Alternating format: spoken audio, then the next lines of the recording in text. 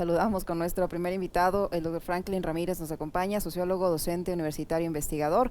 Vía telemática está ya con nosotros. ¿Cómo está Franklin? Qué gusto saludarle. Buenos días, bienvenido. Le acompañamos Alexis Moncayo, quien le habla, Licenia Espinel. Finalmente va a haber segunda vuelta electoral entre Luisa González y Daniel Noboa, un candidato que generó sorpresa por haber pasado a segunda vuelta prácticamente sin mayor esfuerzo. ¿Cómo leer estos resultados y cómo visualiza usted va a ser la campaña para la segunda vuelta electoral? Buenos días, bienvenido. Buenos días, gracias por la invitación. Sí, en efecto, hay segunda vuelta, es algo que era largamente previsible si uno se atiene a las dinámicas del ciclo político abierto desde 2013, donde la Revolución Ciudadana sigue siendo la primera fuerza o la primera minoría, mantiene esa vigencia desde 2006, pero claramente todas las señales indicaban que no tenía un tercio del electorado, no había razones para esperar de un crecimiento mayor que ese. Al mismo tiempo, desde 2017 se verifica esa disputa entre la Revolución Ciudadana y una candidatura de la derecha fuerte, de la derecha tradicional, antes con Lasso, hoy con Noboa, que se reposicionó en el marco de una campaña muy, muy compleja, muy incierta, con un cierre inesperado, pero que en el fondo también era una disputa por quién iba a comandar al bloque de poder, a las élites, a la clase dominante, quién iba a ejercer el comando político luego de la erosión de Guillermo Lasso como de Jaime Nebot, ¿no? Finalmente se posiciona Noboa. Em, Vamos a ver cómo viene esta segunda vuelta. En apariencia tiene más margen de crecimiento la candidatura de Noboa que la de la Revolución Ciudadana, pero habrá que ver. Me parece que entramos a otra contienda política las dos candidaturas requieren reconfigurar sus estrategias y según cómo sepan leer el momento, la dinámica de la lucha electoral se va a modificar largamente en esta segunda vuelta, eh, mm, para ver quién ejerce la presidencia en este ciclo corto, ¿no? Lo que está en juego ahora básicamente son cómo se reconfiguran las condiciones para el año 2025. De aquí a un año se vuelven a convocar elecciones. Es un gobierno, o sea, es un momento clave para el país, pero en 15 meses el margen de maniobra de cualquier gobierno es muy, muy acotado. Franklin, qué gusto saludarle, buenos días. Yo decía hace un momento en el comentario, revisando uno por uno los resultados que habían obtenido los candidatos, eh, necesitamos que alguien que lee la política, que estudia la política, nos ayude a entender cuál fue el fenómeno alrededor de Novoa. Sin tampoco tratar de sobredimensionar lo sucedido, pero a mí sí me llamó mucho la atención que en 2 semanas pase de 3-4% de intención de voto a una votación ya real de 23.6 que le permite estar en segunda vuelta. ¿En dónde identifica Franklin que estuvo el éxito del candidato y de su campaña y la estrategia probablemente como para alcanzar este hito en su carrera política, estar en segunda vuelta? Sí, a mí me gusta siempre situar como la política desde una perspectiva procesual. Ya en 2021 las candidaturas de Yacu Pérez y de Hervas, más allá de los personajes, reflejaban una cierta preferencia del electorado por esta tesis de la despolarización, ¿no? Es decir, ha habido durante, al menos desde 2005, un intenso combate político, ¿no? Confrontación, antagonismo, beligerancia, incluso la construcción política, la revolución ciudadana, ¿no? La construcción, los modos de acumular políticamente han pasado por este juego de construir una frontera entre el pueblo y la oligarquía.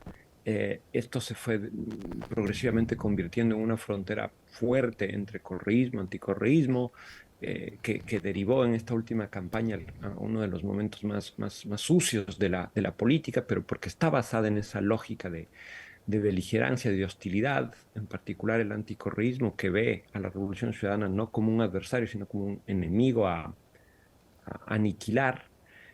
Y desde las elecciones pasadas, yo diría que las opciones políticas que jugaron por fuera al menos de modo en su escenificación pública, que jugaron por fuera de esa dicotomía y que se salieron de la lógica dura de la polarización, vienen cosechando un voto importante y creo que fue el caso de Noboa. Al mismo tiempo, me parece que em, se habla mucho de esa dicotomía entre lo viejo y lo nuevo, pero a mí me parece que eso no se entiende. O sea, nadie que quiera representar la novedad puede alcanzar resultados más o menos exitosos si no tiene una muy buena chequera, muchos recursos, ¿no? Aparentemente estuve también tratando de encontrar pistas sobre el posicionamiento de esta candidatura y Noboa venía haciendo un trabajo territorial muy grande, muy intenso. Algunos posteos en redes sociales dejan ver que usó alguna lógica similar a lo de su padre, que Clientelar, ¿no? hizo un trabajo Entregando territorial colchones, harina, Quaker y etcétera. exactamente, Ujú. exactamente, eso iba a decir. Y eso es, yo no sé si eso es nuevo, ¿no? Me parece que tiene absolutamente que ver con la chequera, con la billetera, con la capacidad de, además de en un momento de crisis económica, de recesión, de vulnerabilidad social, colocar una clásica campaña clientelar. Y eso, entonces, me parece que es esto de la despolarización, la chequera, que permite una estrategia territorial más bien clásica. Y por último, me parece que hay esto de la memoria corta, ¿no? Que sigue jugando, que es el papel de las redes sociales, ¿no?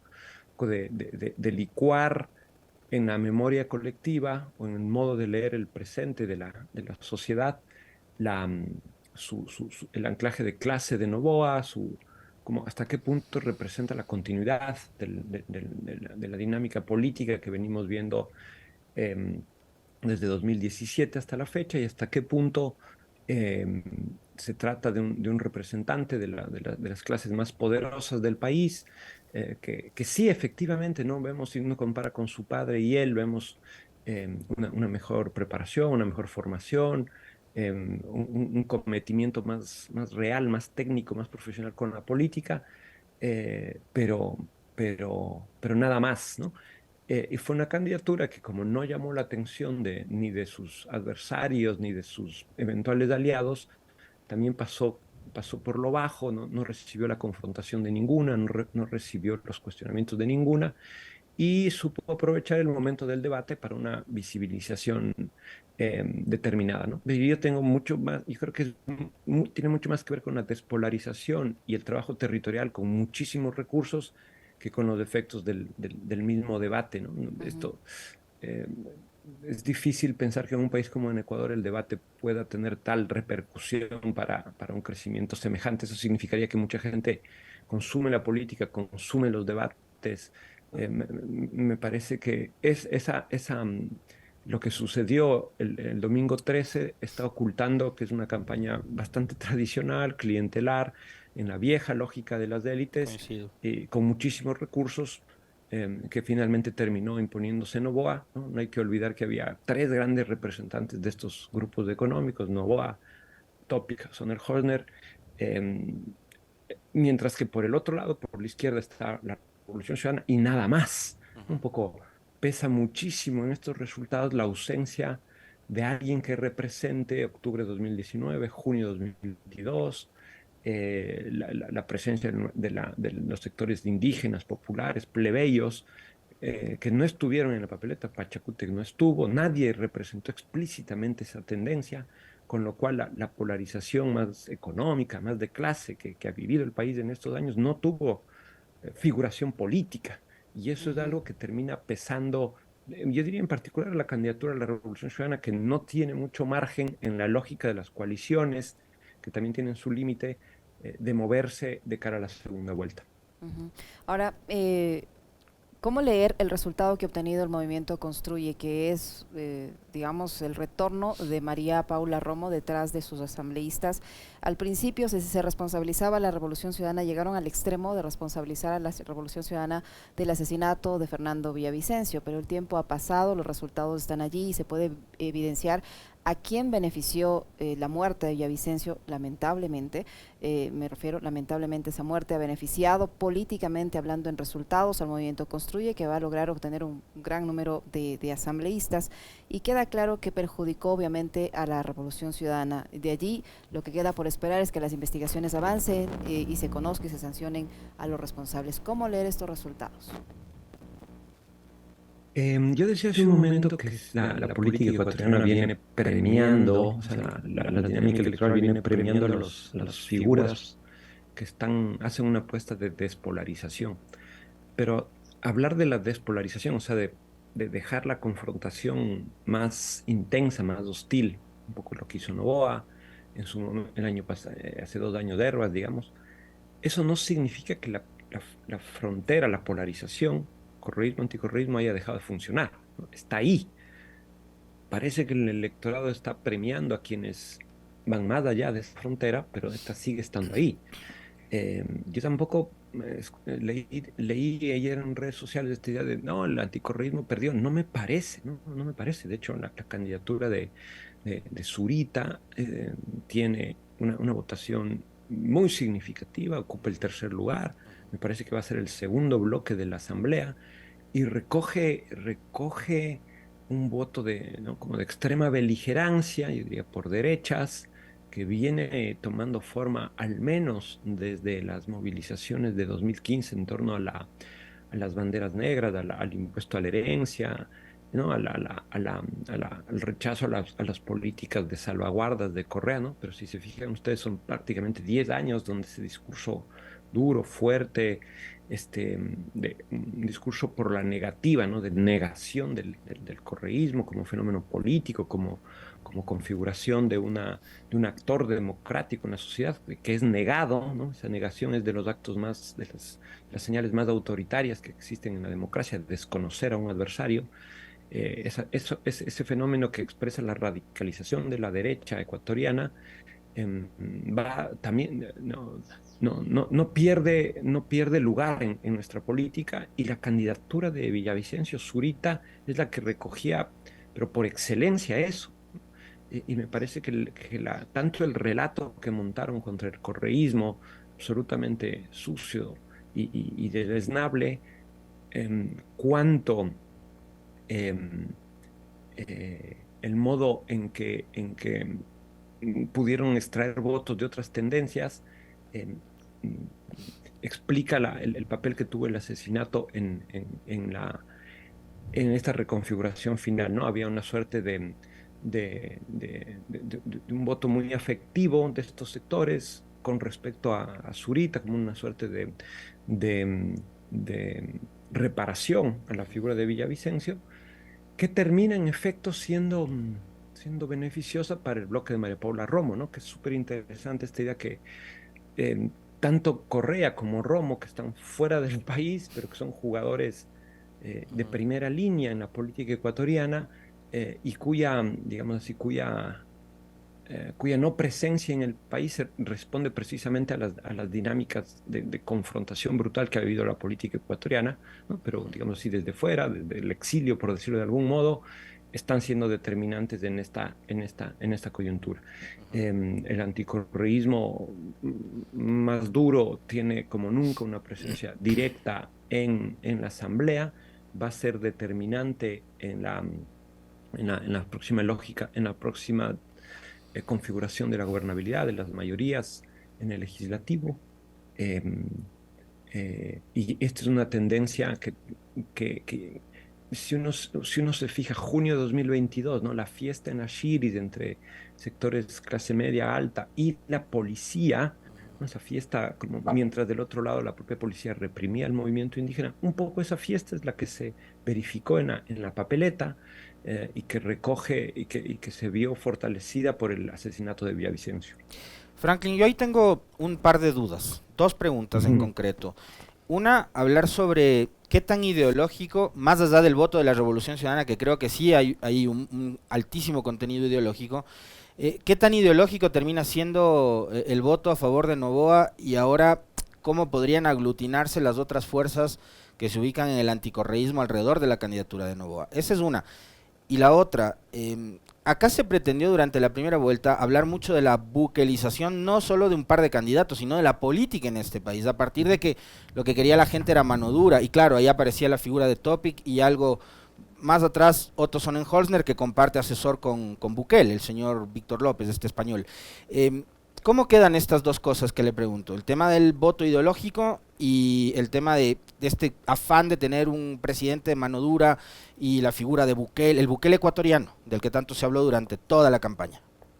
Sí, perfecto, ¿no? Respecto a lo primero, me parece que el voto de la Revolución Ciudadana es un voto programático, un voto de identidad política, podríamos decir que es un voto ideológico, pero no restringidamente ideológico, ¿no? También hay identidad, pertenencia, lealtad, lógicas organizativas, afectivas, ¿no? Un tercio de la población es una votación súper importante para un movimiento político en este país.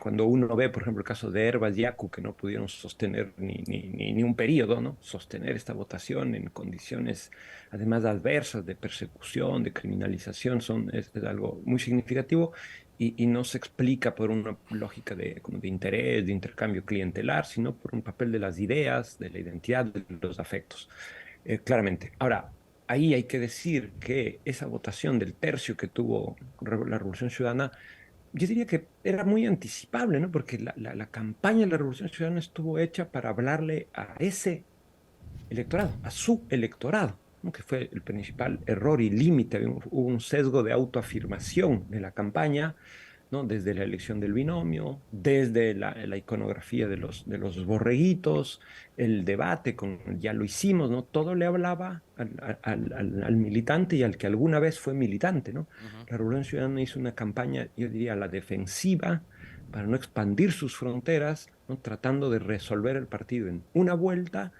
y suponiendo que eso era posible, solo reactivando, o sea, activando su militancia correísta, a su voto duro correísta, y a quienes alguna vez fueron correístas, ¿no? Pensaban ganar en primera vuelta por nocaut con 40 puntos. eh, Nos quedamos justo cuando Franklin hablaba de que la Revolución Ciudadana aspiraba a ganar con más de 40 en primera vuelta. Ahí nos quedamos. Ujú. Y se ¿Me cortó. escuchas? Ahí te escuchamos, Franklin. Bueno. Entonces, me parece que hay un límite en esa estrategia que deberá largamente ser revisada, sobre todo en particular para conectar con un montón de demandas que no caben en el discurso correísta, un montón de organizaciones, no escuchar mucho más a la sociedad, para abrir la candidatura, para ponerla al servicio de los intereses generales. Del otro lado, o sea, yo no digo que el voto de Noboa sea ideológico, es una candidatura de las élites, es una candidatura por derechas, que no se coloca así por los artilugios de la comunicación política, del marketing político, pero que claramente es una va a ser una continuación del modelo económico, de la línea impuesta con el Fondo Monetario Internacional, desde Lenin y Moreno, la lógica del neoliberalismo duro, que vivió el país en los 90, que se ha reactivado en estos 6 años. Me parece que esto es lo que está en juego. No importa si el electorado después lo vota en términos ideológicos, pero su posicionamiento, su anclaje, su propio programa está cifrado en estos términos, ¿no? No es un voto ideológico, como decíamos, tiene mucho que ver con una campaña territorializada, que se sale del clivaje correísmo-anticorreísmo y que tiene muchísimos recursos para mover eso. Después es muy interesante la pregunta sobre la buquelización de la política. Es algo que, como veníamos observando, el crecimiento que tuvo Jan Topic a raíz de los sucesos respecto al atentado a Villavicencio, parecían como además vigorizar esa oferta política. Finalmente, ni Luisa González ni Novoa eh, tomaron, se posicionaron desde esta perspectiva de la securitización, del punitivismo. Están, lógicamente, en su programa político, están líneas respecto al problema de la seguridad, pero no la colocaron en el centro, ¿no? De todos modos, no es desdeñable la votación y el performance que tuvo Topic, Ujú. largamente ¿no? Un crecimiento que está muy ligado a esa oferta, ¿no? No es del Partido Social Cristiano, no es Jaime Nebot, es esa oferta del policía duro, del hombre duro, es una demanda que está ahí en la sociedad, pero que de todos modos, me parece que de modo razonable, de modo que hay una lógica que hay que celebrar, ¿no? La sociedad, de todos modos, un tercio más de la sociedad apostó por una lógica de una intervención más integral del Estado, de resolver los problemas de la economía, antes que estas soluciones bastante perversas que pueden funcionar en el corto plazo, pero que no corrigen los elementos estructurales que causan la violencia, que es del punitivismo, la guerra, las respuestas de pura fuerza. Ujú.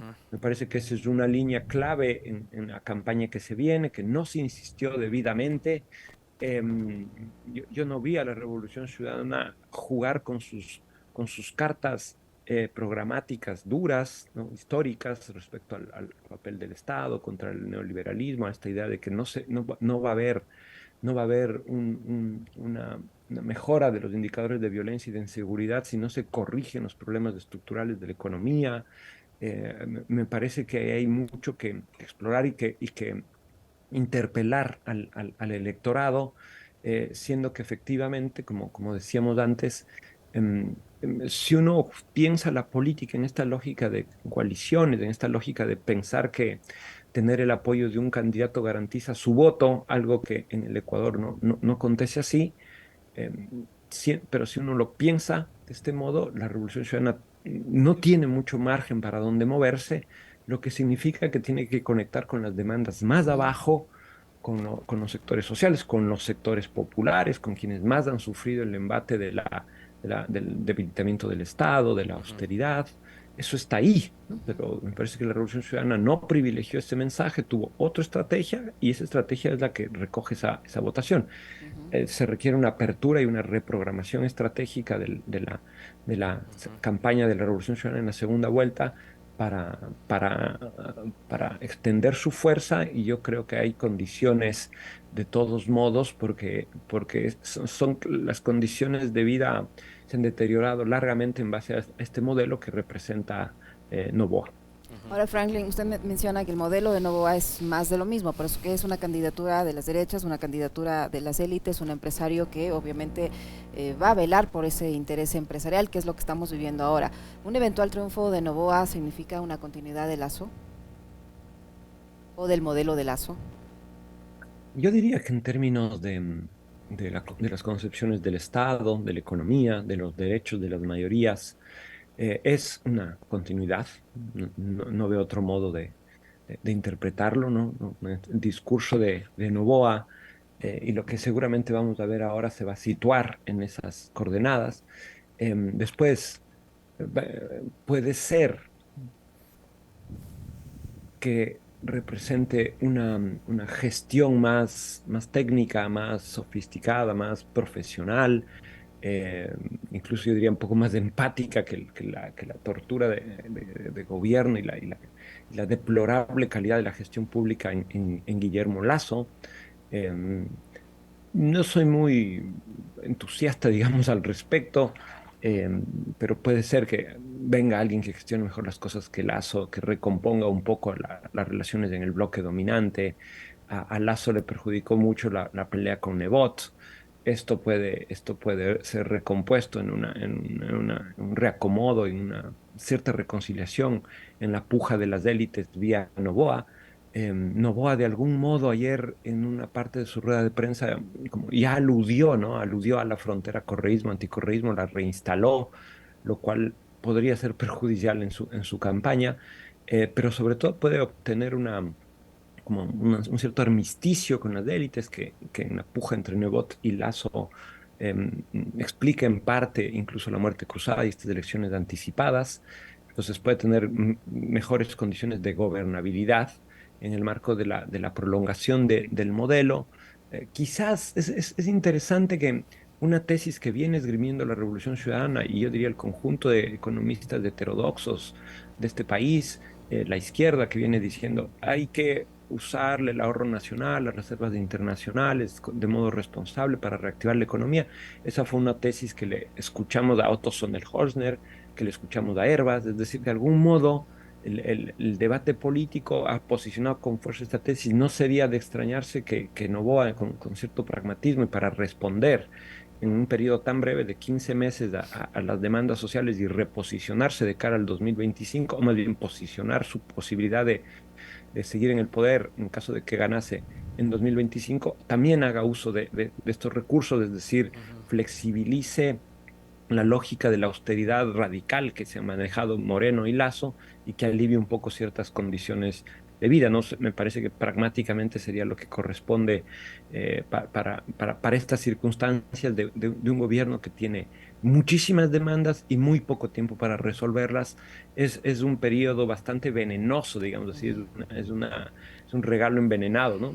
Accedes al poder en unas condiciones muy difíciles y muy probablemente si no resuelves bien dos o tres cosas en el corto plazo, quedas quemado de cara al ciclo más largo de 2025-2029, ¿no? Entonces, como un regalo envenenado,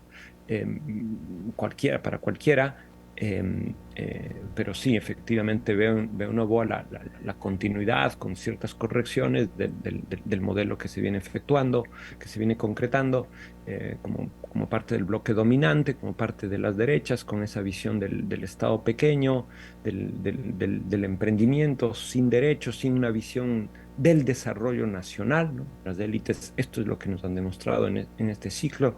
No veo ninguna señal de una renovación como democrática, nacional, virtuosa en Noboa respecto a estas cuestiones. Franklin, la Conalle, ¿va a ser un actor o podría ser un actor importante en la hora de toma de decisiones de aquí hasta el 15 de octubre? Digamos, planteo esta discusión, ¿por qué? Porque en la segunda vuelta, en el 2021, sí se habló mucho sobre eso y me da la impresión de que en esa época sí el llamado al voto del nulo ideológico tuvo un peso. Pero claro, ahora estamos hablando de que, por ejemplo, no tuvieron candidato presidencial y que la votación de Yacu Pérez es bastante marginal, ¿no? Son como 3 puntos y pico de votación en esta ocasión. Esa una, ¿no? El tema de la CONAI, el movimiento indígena, cómo queda en este escenario político, por un lado. Y por otro, la Revolución Ciudadana, si bien Noboa cuenta con una gran billetera, con una gran chequera, la Revolución Ciudadana cuenta con muchos gobiernos locales, Franklin, y me da la impresión de que tampoco supieron aprovechar muy bien de esas capacidades o de esas posibilidades como para poder mejorar o ampliar el espectro de votación saliéndose de la militancia y hablándole a la gente no correísta o a ese voto blando o a ese indeciso que finalmente otra vez les da la espalda.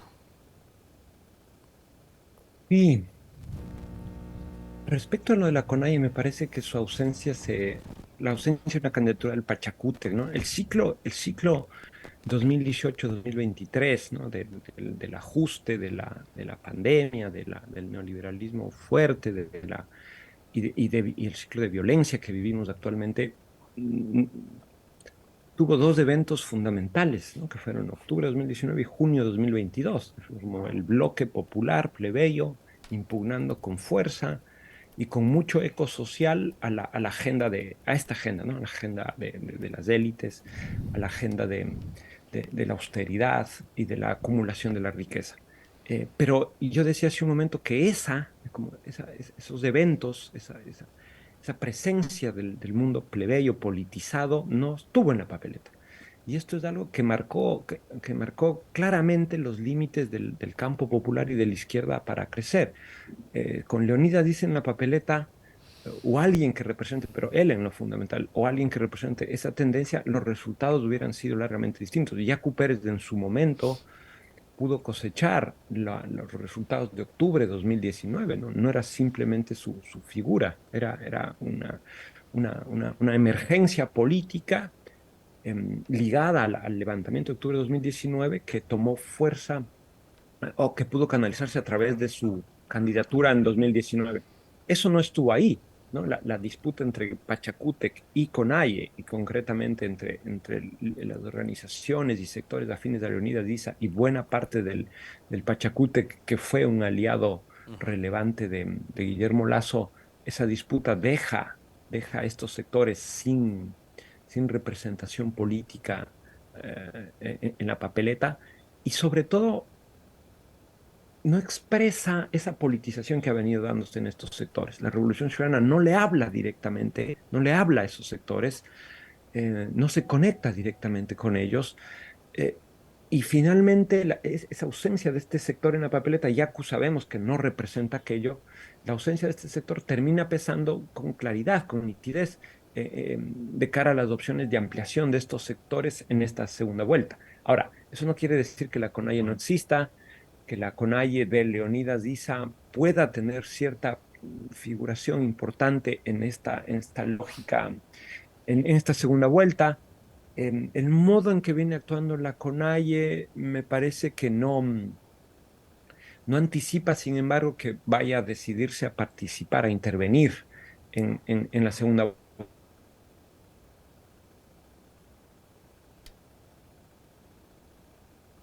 Tuvimos nuevamente inconvenientes con la señal de Franklin. No sé si todavía lo tenemos. ¿Sí? De su visibilidad, de su presencia a nivel nacional, ¿no? Tiene algunos problemas de los manejos internos y tácticos de la política. No veo que en esta coyuntura, aunque esté en juego la continuidad del modelo, vaya a jugarse por la Revolución Ciudadana, pero eso no quiere decir que la candidatura de González de Arauz pueda entrar en conexión con los sectores, las comunidades, las organizaciones y las demandas que están ligadas al discurso de CONAIE. ¿Cuál era la otra pregunta, Alexis? Era sobre el tema de la CONAIE y sobre el no haber echado mano de la ventaja, porque yo decía algo que refería a Franklin hace un momento, que Novoa tiene una gran billetera, una gran chequera, pero la Revolución Ciudadana en cambio cuenta con alcaldías, con prefecturas, además muy estratégicas, y me da la impresión de que no echaron mucho mano de eso. De hecho, el único que tuvo un discurso potente sobre ese tema fue Aquiles en el cierre de campaña en Guayaquil. Ni la candidata habló del equipo de trabajo que tiene la Revolución Ciudadana, gente muy probada en la administración pública. Sí, totalmente, pero otra vez, ¿no? Otra vez tiene que ver con el modo en que no solo la estrategia misma, sino en el modo en que se diseñó, ¿no? O sea, como, yo tengo la impresión, yo he usado en algunos de mis trabajos esa dicotomía entre el correísmo y la Revolución Ciudadana. Entonces, me parece que esta campaña fue conducida en una lógica correísta, eh, que impide que se expanda el tejido de la Revolución Ciudadana que existe en este país y que hoy más que nunca tenía gobiernos locales, concejales, prefecturas, alcaldías, ¿no? Entonces hubo una conducción muy como centralizada, de arriba abajo, en clave del mensaje de la nostalgia por la década correísta, que no tomó nota, estoy muy de acuerdo en tu punto, que no tomó nota de un despliegue territorial nuevo que se tenía a través de las múltiples alcaldías que ganó la Revolución Ciudadana, ¿no? No se vio esa presencia, no solo como en lógica como de que los gobiernos estén locales o que los alcaldes, las prefectas estén más activos, activas en esta campaña, sino que esa presencia de gobiernos locales refresque el discurso político y las líneas de acción de la Revolución Ciudadana, ¿no? No se vio. Entonces, claro, ahí se ve como la conducción correcta en el sentido del mensaje, por los borreguitos de la década, un poco no, es una suerte de camisa de fuerza que impide que todos los brazos de la Revolución Ciudadana se desplieguen. El movimiento político es una conducción muy en torno a la.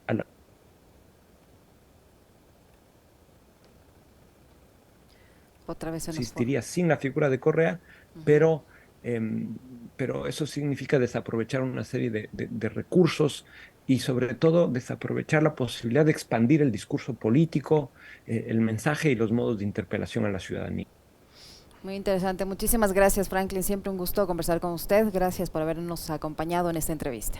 Muy amable, Franklin. Un Muchas abrazo. gracias a ustedes. Chao, Alexis y Yesenia.